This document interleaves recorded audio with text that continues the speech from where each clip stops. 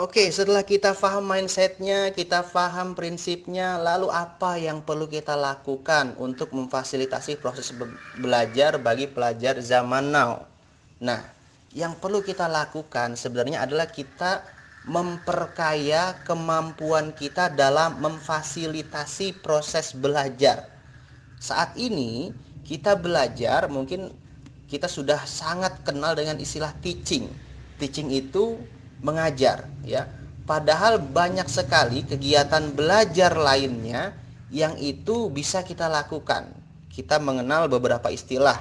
Ada istilah training, coaching, mentoring, workshop, motivating, consulting, terapi. Nah, ini adalah beragam kegiatan pembelajaran yang sebenarnya guru ini bisa lakukan.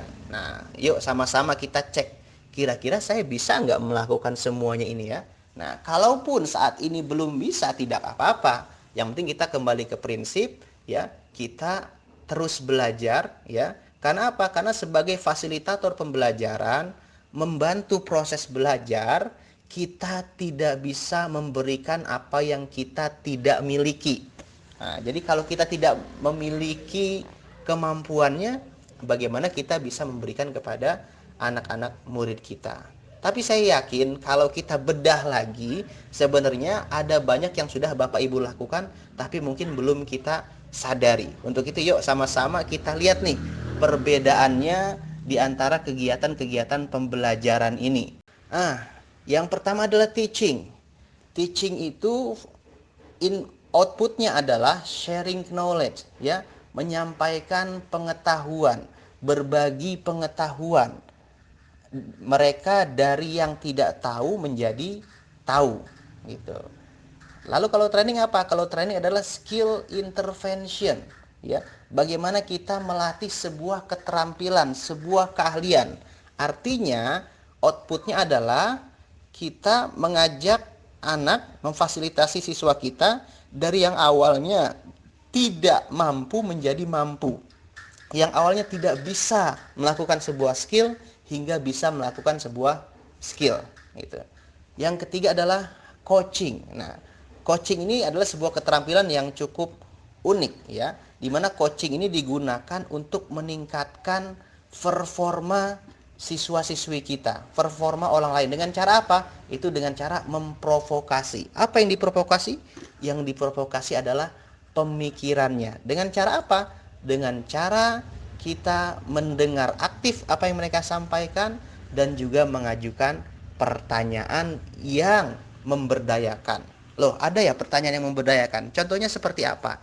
Contoh, ketika siswa kita melakukan sebuah latihan, kemudian mereka tidak berhasil atau gagal melakukannya.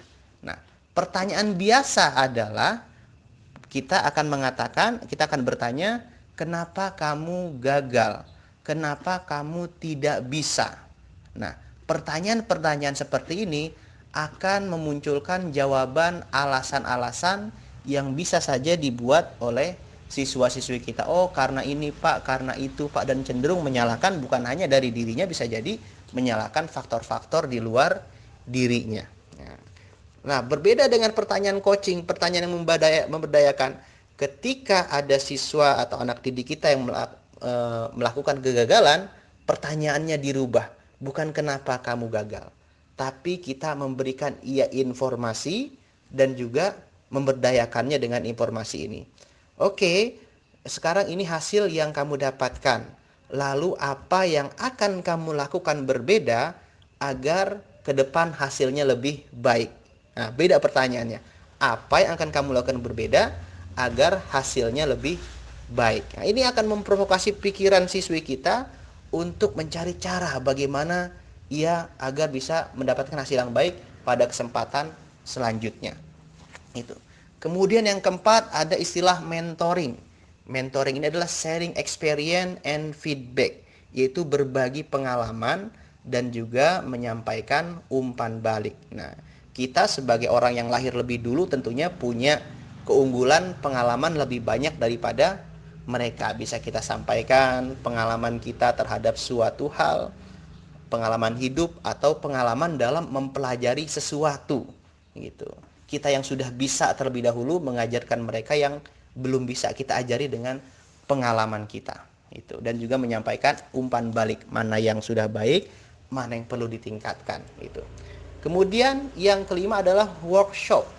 Workshop ini outputnya adalah tangible result, ya, hasil yang kelihatan gitu. Jadi kalau kita katakan sesi ini adalah workshop online, ya, harusnya ada result yang kelihatan dari workshop online ini gitu. Workshop itu kan berarti work, kerja, shop, belanja, ya. Jadi selain bekerja ada pulang-pulang bawa belanjaan gitu ya. Ada guyonan lain, workshop itu artinya papa yang work, mama yang shop gitu ya. Nah, kembali lagi kepada proses pembelajaran, workshop di sini adalah outputnya adalah hasil yang kelihatan. Jadi kalau saat ini kita katakan workshop, maka setelah sesi ini harapannya Bapak Ibu sekalian bisa menunjukkan bukti bahwa materi ini bisa diaplikasikan di tempat kerja masing-masing. Dan nanti saya akan berikan tantangan, dan tentunya tantangan ini akan saya berikan reward bagi mereka-mereka yang mampu untuk menjawab tantangan dari saya gitu ya. Jadi benar-benar workshop ini berarti buat kita gitu. Kemudian yang kelima adalah motivating, ya. Motivating di sini adalah ignite awareness, ya, memantik kesadaran, ya. Bagaimana orang-orang atau siswa-siswi kita yang mungkin punya permasalahan emosional itu bisa kita arahkan emosinya ke arah yang lebih positif, kesadaran-kesadaran yang lebih positif, kesadaran menerima akan kondisi dirinya, menerima kondisi keluarganya, kemudian menemukan alasan-alasan emosional yang membuat ia lebih semangat untuk mencapai mimpi-mimpinya, cita-citanya. Jadi dimotivasi, digugah kesadarannya, digugah alasan emosionalnya untuk bergerak. Itu namanya motivating. Kemudian yang ke berapa ini? Kemudian yang selanjutnya adalah yang ketujuh, yaitu consulting. Bisa jadi seorang guru ini memainkan peran sebagai konsultan yang outputnya adalah offering solution, memberikan solusi. Nah, kalau Bapak Ibu sudah punya kedekatan apalagi secara emosional kepada siswa-siswinya, bisa jadi Bapak Ibu menjadi tempat curhat buat mereka, di mana Bapak Ibu bisa memberikan solusi kepada mereka gitu. Solusinya bisa disampaikan dengan cara sharing pengalaman, bisa disampaikan tadi dengan cara bertanya dengan pertanyaan coaching gitu. Intinya bantu mereka mendapatkan solusi. Misalkan mereka yang mengalami kesulitan belajar, kita bantu untuk mendapatkan solusi agar mereka mampu belajar dengan baik. Nah, itu. Yang terakhir, yang kedelapan adalah terapi. Terapi ini outputnya adalah mental healing, adalah kesehatan mental gitu ya. Nah, ini akan lebih banyak kita dapat bahas kalau bersama orang-orang yang memang mempelajari fokus di dalamnya, seperti para psikolog, kemudian para psikiater atau guru BK biasanya juga mempelajari terkait dengan mental healing ini. Adalah bagaimana agar kita bisa membantu siswa-siswi kita, anak-anak didik kita agar mentalnya sehat, ya, terjaga pikirannya, terjaga emosinya, bisa dengan pendekatan ucapan-ucapan atau kata-kata yang menginspirasi, bisa juga dengan kita masukkan berbagai ilmu-ilmu atau doktrin tentang keagamaan, tentang spiritual, sehingga itu membuat dia semakin mendapatkan pencerahan di dalam batinnya.